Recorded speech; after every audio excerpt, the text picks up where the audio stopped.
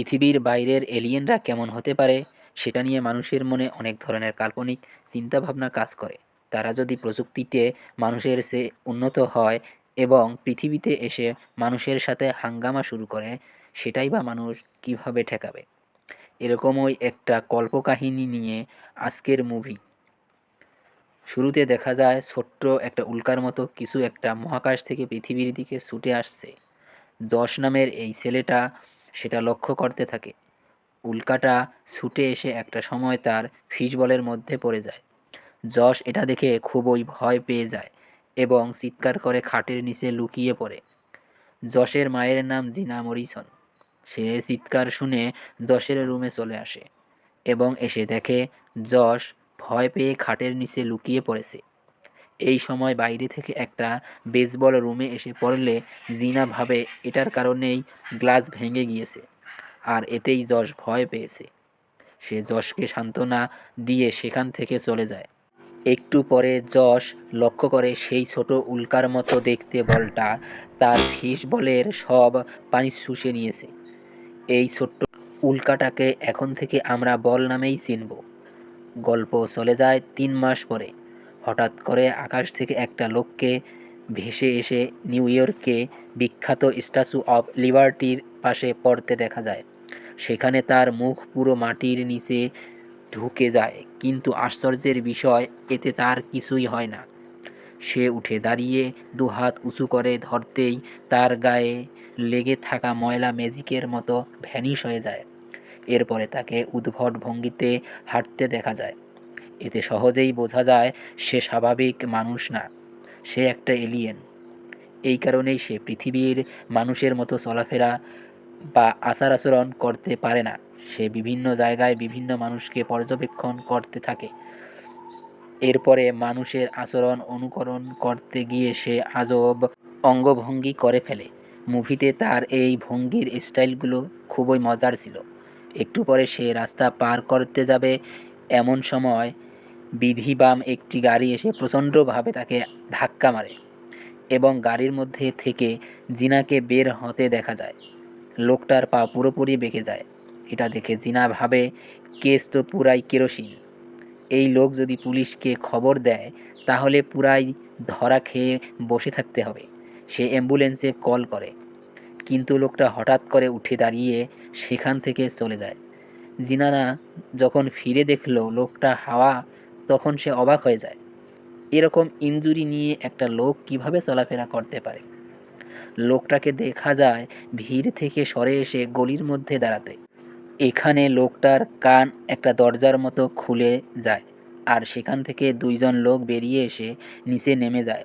তারা একটা বোতামে চাপ দিয়ে লোকটার পায়ের দিকে একটা দরজা খুলে ফেলে এবং কিছুক্ষণ পর্যবেক্ষণ করে বলে, এই ইনজুরি সারাতে কিছুটা সময় লাগবে।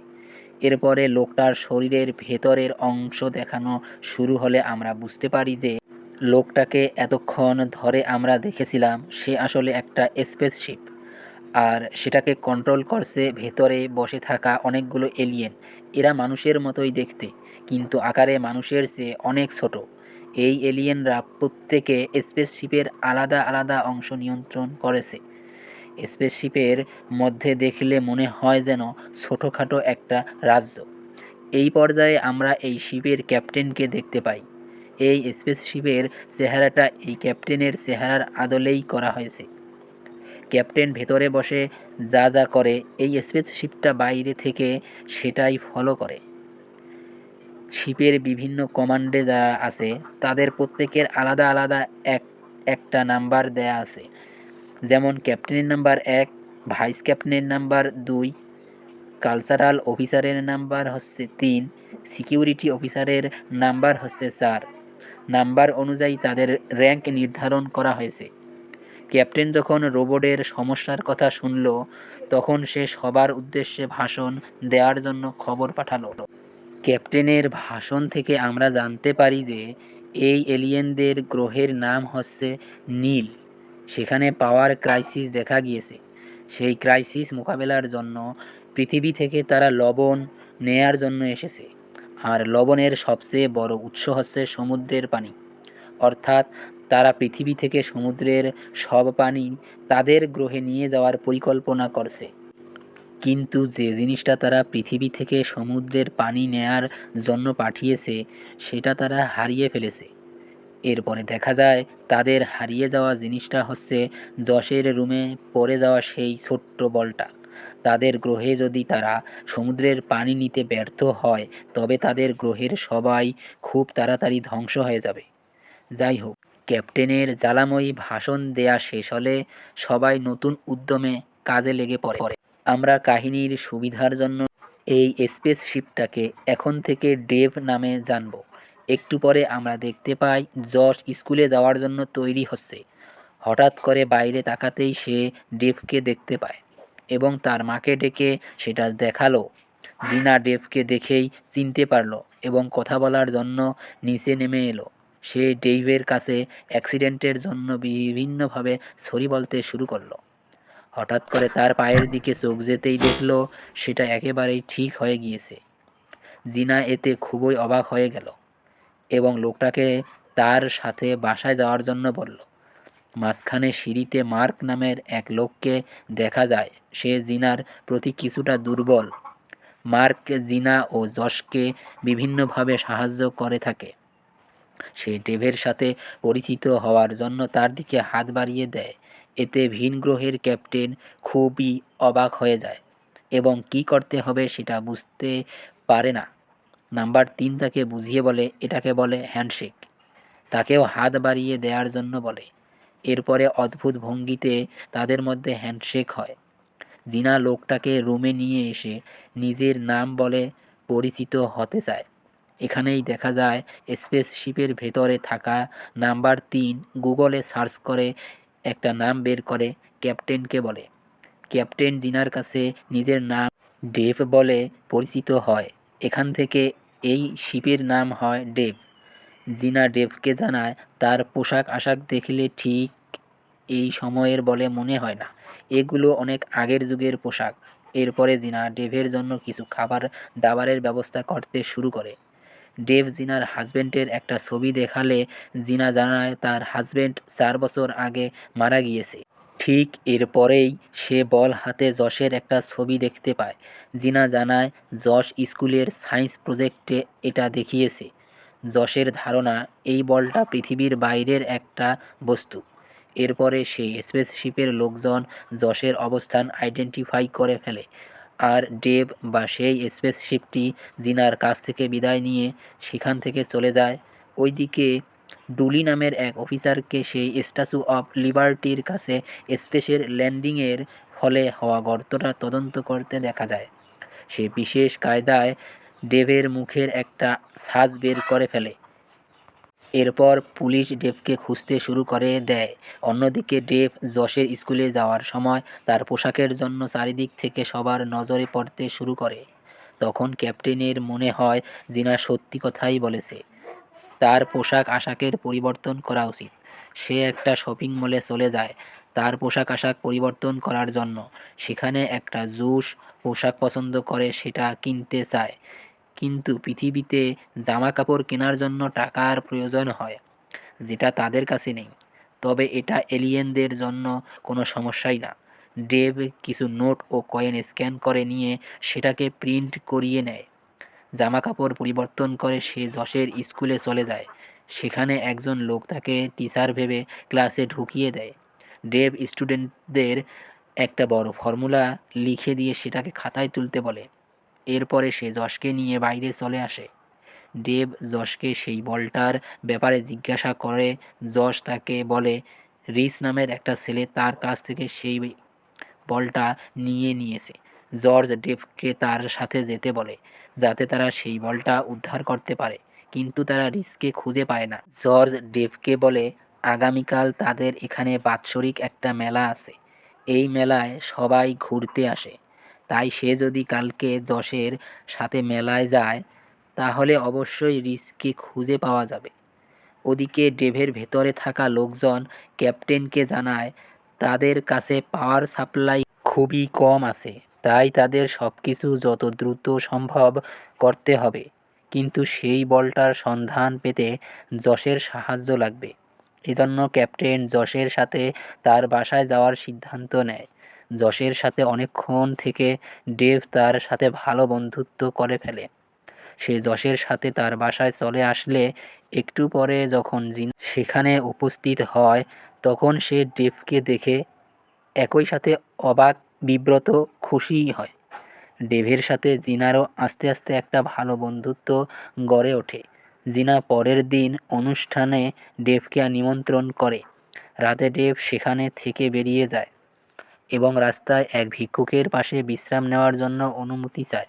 ভিক্ষুকটা তাকে শুধু অনুমতি দেয় না, সাথে তার একমাত্র কম্বলের অংশ ডেভের সাথে শেয়ার করে। মানুষের এই কর্মকাণ্ডগুলো স্পেসশিপের মধ্যে থাকা এলিয়েনদের খুবই প্রভাবিত করে ফেলে।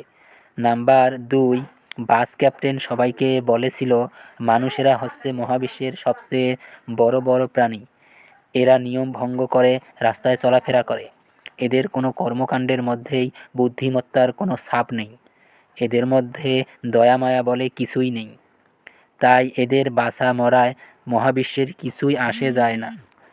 কিন্তু এই সামান্য ভিক্ষুকের নিজের সামান্য জায়গা এবং কম্বল শেয়ার করার বিষয়টি তাদের মধ্যে মানুষের সম্পর্কে এই ধারণার পরিবর্তন করে ফেলে।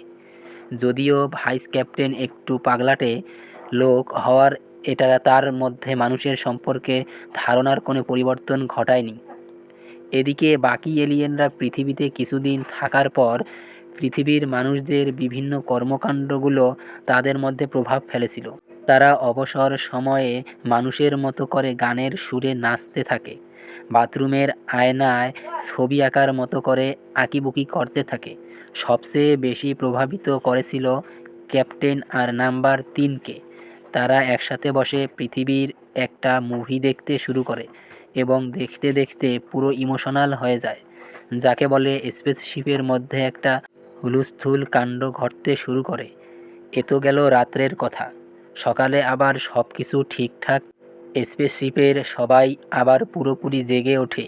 তাদের স্পেসশিপে আর মাত্র 20% পাওয়ার অবশিষ্ট আছে, যা তাদের আর 12 ঘন্টার মতো পাওয়ার সাপ্লাই দেবে।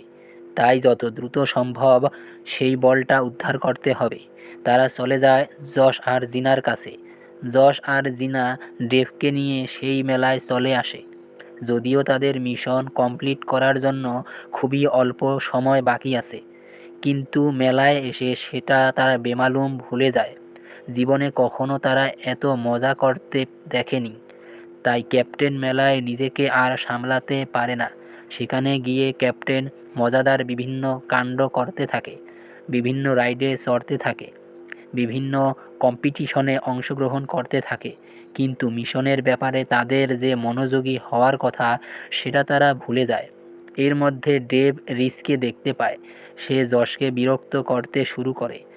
ডেভ রিসকে উল্টো করে ঝাঁকিয়ে একটা শিক্ষা দিয়ে ছেড়ে দেয়। ঝাঁকিয়ে দেওয়ার সময় রিসের পকেট থেকে সেই বলটা নিচে পড়ে যায়। ডেভ সেই বলটা দেখতে পেয়ে সেটা নিজের কাছে নিয়ে নেয়। এই সময় নাম্বার 2 ক্যাপ্টেনকে মনে করিয়ে দেয় তাদের মিশনের কথা। সে ক্যাপ্টেনকে বলে যশ আর জিনার সাথে থেকে তাদের মিশনের 12টা বেজে গেছে। কিন্তু ক্যাপ্টেন সিদ্ধান্ত নেয় যশ আর জিনার সাথে আরও কিছুটা সময় কাটানোর। স্পেসশিপের সবাই তাদের সাথে কাটানোর সময়টা খুবই এনজয় করছিল, তাই তারাও কোনো আপত্তি করে না। ডেভ জিনার সাথে ডিনারে যাওয়ার প্ল্যান করে। ওদিকে ডুলি নামের সেই অফিসার ডেভের ছবি প্রিন্ট করে সব জায়গায় পাঠিয়ে দেয়। একজন অফিসার ডেভের সেই ছবি দেখে তাকে আইডেন্টিফাই করে ফেলে। পরে পুলিশেরা লুকিয়ে লুকিয়ে ডেভকে ফলো করতে থাকে এবং সে কোথায় আছে সেটা নিশ্চিত হওয়ার পর তাকে ধরার জন্য অভিযান চালানোর প্রিপারেশন নিতে শুরু করে। রাতে যশ, জিনা আর ডেভ মিলে একটা পার্টিতে যায়। আর ওদিকে স্পেসশিপে সবার মধ্যেও একটা পরিবর্তন হতে শুরু করে। তারাও পার্টি মোডে চলে যায়। সবাই মিউজিকের সাথে মানুষের মতো ডান্স করতে শুরু করে, মানুষের মতো পোশাক পরে, মানুষের আচরণ কপি করতে শুরু করে। এগুলো ভাইস ক্যাপ্টেনের একেবারেই পছন্দ হয় না। সে ক্যাপ্টেনকে সতর্ক করলেও ক্যাপ্টেন তার কথা না শুনে জিনা আর যশের সাথে টাইম এনজয় করতে থাকে। ভাইস ক্যাপ্টেন মিশন সাকসেসফুল করতে নিজের অনুগত কিছু লোকজন আলাদা করে ডেকে নেয়। সে তাদের বুঝিয়ে ফেলে যে ক্যাপ্টেন যেভাবে তাদের মিশনের ক্ষতি করছে, এটা চলতে থাকলে তাদের গ্রহের সবাই মারা যাবে। তাদের গ্রহের সবাইকে বাঁচানোর কথা বলে সে তাদেরকে ক্যাপ্টেনের বিরুদ্ধে বিদ্রোহ করতে রাজি করিয়ে ফেলে। ওদিকে সবাই যখন নাচা গানায় ব্যস্ত, তখন নাম্বার 2 ক্যাপ্টেনকে গান পয়েন্টে সরিয়ে নিজেকে ক্যাপ্টেন বলে ঘোষণা দেয়। এর মধ্যে পুলিশ অফিসাররা চলে এসে ডেভকে অ্যারেস্ট করে থানায় নিয়ে যায় জিজ্ঞাসাবাদের জন্য। স্পিকার অন থাকায় ভেতরে এলিয়েনদের নিজেদের মধ্যে কথোপকথন পুলিশরা শুনে ফেলে। পুলিশরা এতে ঘাবড়ে যায় এবং তারা ডেভকে পাগল ভেবে সেখানে বসিয়ে রেখে বাইরে চলে আসে। এদিকে ভাইস ক্যাপ্টেন ক্ষমতা নেওয়ার পরই সে স্পেসশিপের সুপার পাওয়ার মোড অন করে দেয়। এরপরে হাতের আঙ্গুল দিয়ে একটা গুলি করলেই পুরো দেয়াল ভেঙে পড়তে দেখা যায়। এসব দেখে পুলিশরা তার দিকে গুলি মারতে শুরু করে, কিন্তু সুপার পাওয়ার মোড অ্যাক্টিভ থাকায় সেগুলোতে তার কিছুই হয় না।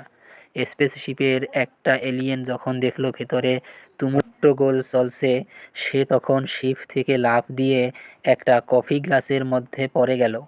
নতুন ক্যাপ্টেন কমান্ড দিয়ে পুলিশ স্টেশন লণ্ডভণ্ড করতে শুরু করলো। থানার বাইরে থাকা পুলিশরা তাকে থামানোর চেষ্টা করলেও সবাই ব্যর্থ হয়। ডেভ গুলি করে পুলিশের গাড়ি উড়িয়ে দেয়।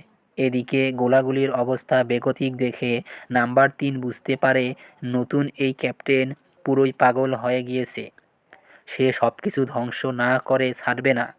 সে ডেভের আসল ক্যাপ্টেনকে উদ্ধার করতে চলে যায়। রুমের বাইরে গার্ডকে মেরে সে ভেতরে ঢুকে যায়। ক্যাপ্টেনের হ্যান্ডকাপ খুলে দিয়ে তারা ডেভকে কন্ট্রোল করার জন্য ইঞ্জিনের দিকে যেতে শুরু করে, কিন্তু নতুন ক্যাপ্টেনের অর্ডারে গার্ড তাকে ঘিরে ধরে। শাস্তি হিসেবে তাদের স্পেসশিপের নাক দিয়ে নিচে ফেলে দেওয়া হয়।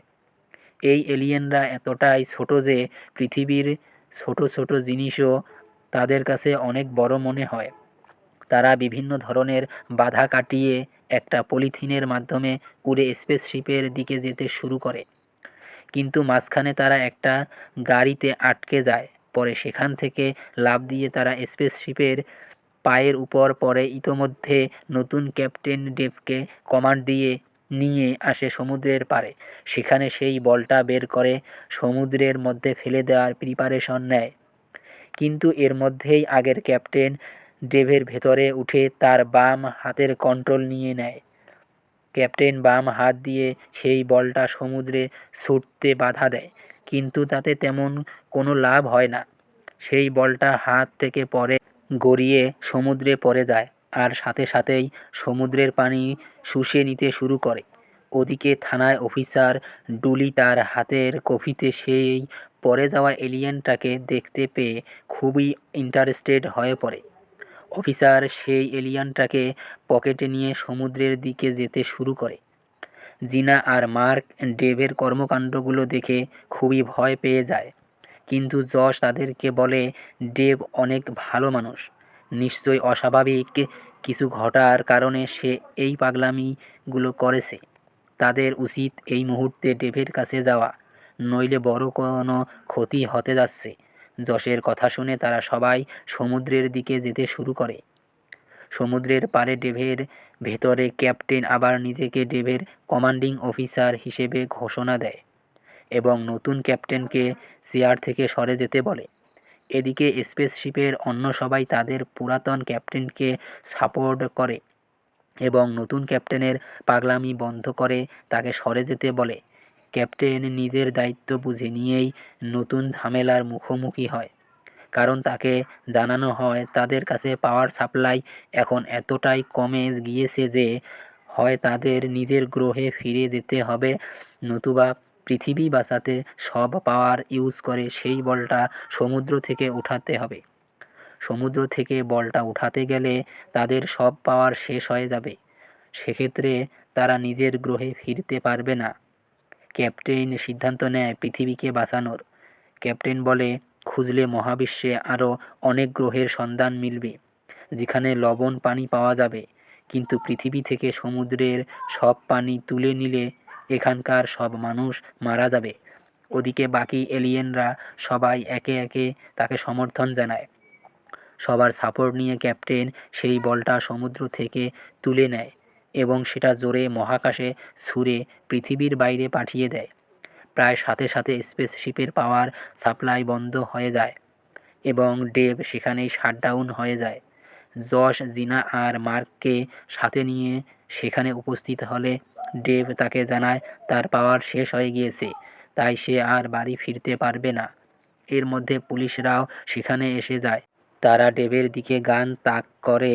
জশ পুলিশের কাছ থেকে ট্রেজার গানটা নিয়ে ডেভকে শক দিলে ডেভ আবার তার পাওয়ার ফেরত পায়। এরপরে ক্যাপ্টেন ডেভের মুখ থেকে বের হয়। সে জশকে ধন্যবাদ জানায় তার পাওয়ার সাপ্লাই ফিরিয়ে দেওয়ার জন্য।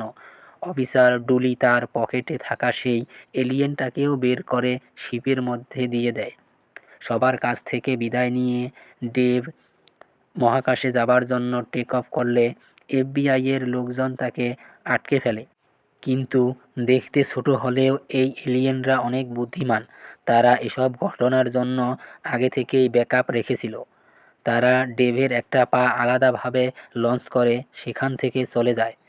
সমুদ্রের পানি নিয়ে না যাওয়ায় পৃথিবীর মানুষও খুশি হয়, আবার তারাও খুশি হয়। এরকম একটা খুশি খুশি আবেগ কাহিনীর সমাপ্তি ঘটে। এখন কমেন্ট করে জানান আপনারা এই মুভিটা কেমন লাগলো। আর ভালো লাগলে অবশ্যই লাইক আর সাবস্ক্রাইব করতে ভুলবেন না।